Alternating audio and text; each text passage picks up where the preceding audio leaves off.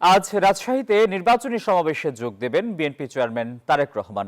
২২ বছর পর প্রিয় নেতার আগমনে পদ্মাপাড়ে এখন সাজ সাজ রব। দুপুরে রাজশাহীর মাদ্রাসা মাঠে হবে জনসভা।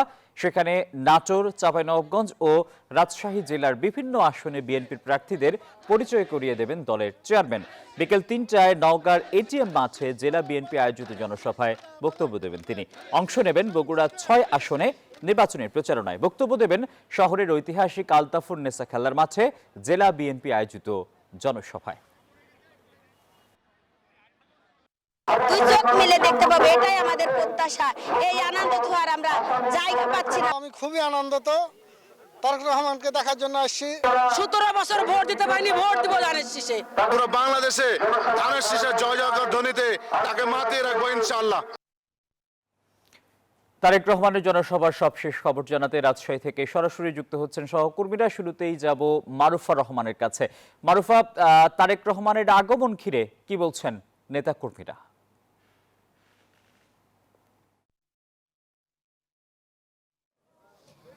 টিপু, দীর্ঘ বছর পর দলের চেয়ারম্যান তারেক রহমানের এই আগমন ঘিরে পুরো রাজশাহীতে ব্যাপক প্রস্তুতি এবং ব্যাপক প্রত্যাশার জায়গা আমরা লক্ষ্য করেছি। যারা তৃণমূল থেকে শুরু করে বিভিন্ন পর্যায়ের নেতাকর্মীরা, সমর্থকরা, তারা এই মাদ্রাসা ময়দান মাঠে সকাল থেকেই সমবেত হতে শুরু করেছে। বিশেষ করে এই রাজশাহী শহরের আশপাশের অঞ্চলের যারা বা চাঁপাইনবাবগঞ্জ থেকে অনেক নেতাকর্মীরা এখানে এসে জড়ো হয়েছেন এবং দুপুর 2টার সময় এখানে সমাবেশটি হওয়ার কথা রয়েছে, আপনি জানেন। তবুও এখন থেকে কিন্তু নেতাকর্মীদের ভিড় আমরা এখানে লক্ষ্য করছি এবং একই সাথে তারা বলছেন যে শুধুমাত্র নির্বাচনী ইশতেহারের বা নির্বাচনী জনসভায় তারা যোগ দিতে আসেনি। তারা মূলত তারেক রহমানকে এক নজর সামনে থেকে দেখার জন্য, শোনার জন্য এখানে দীর্ঘ প্রতীক্ষার পরে তারা এখানে সমবেত হয়েছেন এবং এটি একটি ভিন্ন অনুভূতি দলের নেতাকর্মী সমর্থকদের জন্য, সেটি তারা আসলে অভিব্যক্ত করছিলেন। এবং একই সাথে আমি আপনাকে জানিয়ে রাখি, এখানে নিরাপত্তা থেকে শুরু করে নেতাকর্মীদের বিভিন্ন স্তরের কিন্তু এখানে দায়িত্বপ্রাপ্ত যারা রয়েছে এই মাদ্রাসা ময়দান মাঠে, তারা বলছেন যে বিএনপি চেয়ারম্যান রাজশাহীতে প্রবেশ করবেন দুপুরবেলা শাহ মখদুম ময়দানে। শাহ মখদুম রহমতুল্লাহ আলাইহির মাজার জিয়ারতের পরে এখানে সরাসরি আসবেন এবং এখানে নির্বাচনী সমাবেশ করবেন। সেই উপলক্ষে রাজশাহীর বিভিন্ন পয়েন্টে, গুরুত্বপূর্ণ পয়েন্টে তাদের ব্যাপক প্রস্তুতি রয়েছে। আর এছাড়া যদি বলি, প্রচারণার জায়গায় কিন্তু বিএনপির বিভিন্ন স্তরের নেতাকর্মীরা বিভিন্ন পয়েন্টে আছেন। তারা তাদের স্লোগান সম্বলিত ফেস্টুন, পতাকা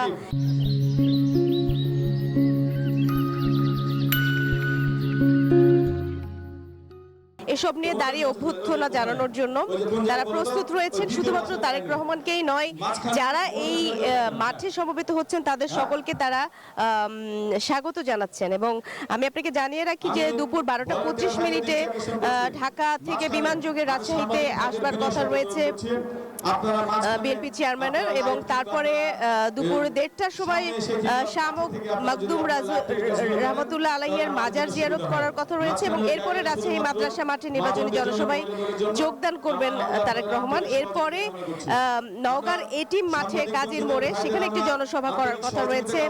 এরপরে সরাসরি তিনি চলে যাবেন বগুড়ায় এবং বগুড়ায় নির্বাচনী জনসভায় যোগদান দিবেন এবং আলতাফুর নেসা খেলার মাঠে তিনি তার যারা ভোটার রয়েছে তাদের জন্য তিনি নির্বাচনী জনসভায় যোগ দিয়ে বক্তব্য রাখবেন, ভোট চাইবেন এবং এরপরে রাত্রি যাপন করার কথা রয়েছে বগুড়াতেই একটি হোটেলে। এবং তারপরের দিন কিন্তু 30 জানুয়ারি বিকাল 3:45 তিনি শহীদ আবু সাইদের কবর জিয়ারত করতে রংপুরের পীরগঞ্জে যাবেন এবং রংপুর ঈদগাহ মাঠে নির্বাচনী জনসভায় যোগদান করার কথা রয়েছে।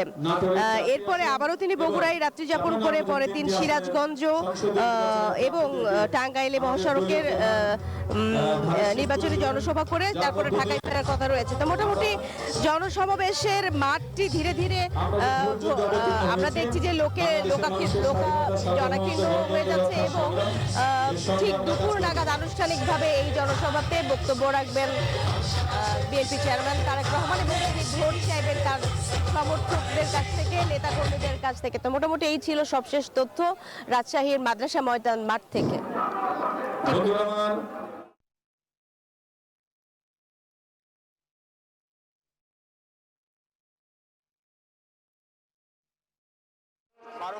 আমি পাশে রয়েছে শহরের আরেক প্রান্তে। এখানেও কিন্তু দলে দলে নেতাকর্মীরা সমাবেশে যোগদানের উদ্দেশ্যে আসছেন। দেখবেন যে দলে দলে লোকের লোকারণ্য কিন্তু পুরো রাজশাহীর বিভিন্ন এলাকা। তারা মাদ্রাসা ময়দানে তারেক রহমানের যে সমাবেশ, সেই সমাবেশে এসেছেন, তারা আসছেন এবং রাজশাহী, নাটোর, চাঁপাইনবাবগঞ্জ থেকে আরো অনেকে রাস্তার মধ্যে রয়েছেন। সব মিলে রাজশাহী শহর কিন্তু লোকে কানায় কানায় পরিপূর্ণ। আমরা নেতাকর্মীদের সঙ্গে কথা বলেছি, তারা যেমনটি বলছেন যে এই জনসমুদ্র জনসমাবেশ স্থল জনসমুদ্রে পরিণত হবে। রাজশাহী বিভাগের বিভিন্ন জেলা থেকে নেতাকর্মীরা রাজশাহীতে আসবেন এবং এই সমাবেশে যোগ দেবেন এবং তাদের প্রত্যাশা তারেক রহমান এর আগমনের ফলে রাজশাহী অঞ্চলের যে সকল বিএনপির প্রার্থীরা রয়েছেন তাদের জয়ের ক্ষেত্রে গুরুত্বপূর্ণ ভূমিকা পালন করবে এবং রাজশাহী অঞ্চল যে বিএনপির শক্ত ঘাঁটি হিসেবে পরিচিত, সেই শক্ত ঘাঁটি আরো মজবুত হবে। আর নেতাকর্মীরা তারেক রহমানকে এক নজর দেখার অপেক্ষায় রয়েছেন, কারণ দীর্ঘ 22 বছর পর তিনি রাজশাহীতে আজকে আসবেন।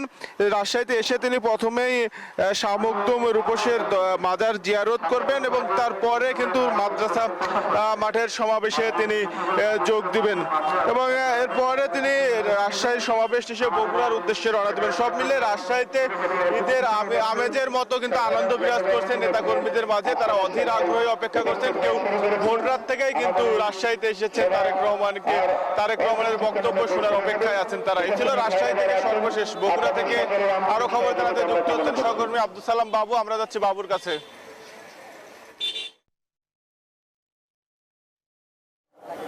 মর্তুজা বগুড়ার সন্তান, বগুড়ায় তার পিতৃভূমিতে ফিরবেন। মানুষের আনন্দ উচ্ছ্বাসের শেষ নেই। বিএনপির নেতাকর্মীরা যেমন উজ্জীবিত, তেমনই উজ্জীবিত সর্বশ্রেণীর মানুষ। এবং আজকে সন্ধ্যা 7:30টায় এই আলতামঞ্জা খেলার মাঠে জনসভায় তিনি বক্তব্য রাখবেন এবং বিএনপি কতটা প্রস্তুত সে ব্যাপারে আমরা জানতে চাইব বগুড়া শহর বিএনপি সভাপতি এবং জেলা বিএনপি সহসভাপতি জনাব হামিদুল হক চৌধুরী হিরুর কাছে। বিসমিল্লাহির রহমানির রহিম। নিউজ 24কে ধন্যবাদ। আজকে আমাদের প্রিয় মানুষ, বগুড়ার সন্তান, আমাদের বগুড়া উন্নয়নের রূপকার জনাব তারেক রহমান দীর্ঘ 19 বছর পর বগুড়ায় আসছে। সেই কারণে বগুড়াবাসী, বগুড়ার বিএনপির সকল অঙ্গ সহযোগী সংগঠন নেতাকর্মীরা অত্যন্ত আনন্দিত। তারা আজকে দীর্ঘদিন পর তাদের নেতাকে কাছে পাবে, তাদেরকে এক নজর দেখার জন্য আমাদের আলতামঞ্জার মাঠ সহ আশেপাশে যতগুলো রাস্তা আছে সকল রাস্তায় কানায় কানায় পূর্ণ হয়ে যাবে এবং আমরা মানুষের ঢল নেমে যাবে বগুড়া শহরে। আমার বিশ্বাস জায়গা দেওয়ার মতন অবস্থান থাকবে না। এবং আপনারা জানেন পরের দিনও আপনার মাটিডালি বনানী থেকে মাটিডালি পর্যন্ত উনি গণসংযোগ করবেন। উনি জানালেন যে বগুড়া শহরের এই আলতামঞ্জা খেলার মাঠে জনসভা শেষে তিনি যাবেন আগামীকাল তার নির্বাচনী এলাকায় গণসংযোগ করবে এবং পিতৃভূমি বগুড়ার গাবতলীর বাগবাড়িতে যাওয়ার কথা রয়েছে। এই ছিল বগুড়াতে সর্বশেষ। ফিরবো স্টুডিওতে। আব্দুল সালাম বাবু, ধন্যবাদ আপনাকে।